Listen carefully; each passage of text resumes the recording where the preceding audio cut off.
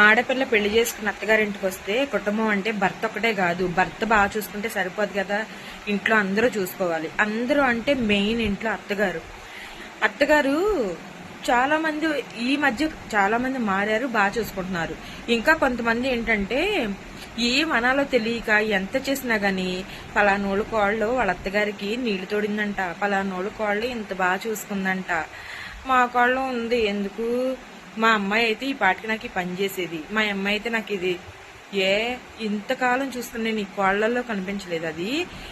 నీ కోడలు నిన్ను అమ్మలా చూసుకున్నప్పుడు నువ్వు అంత అరలో పెడితే తన మనసు ఎంత నొచ్చుకుంటది? పక్కన వాళ్ళని తీసుకొచ్చి ఆ అమ్మాయి ముందు పొగిడితే ఆ అమ్మాయి మనసు ఎంత కష్టపడద్ది?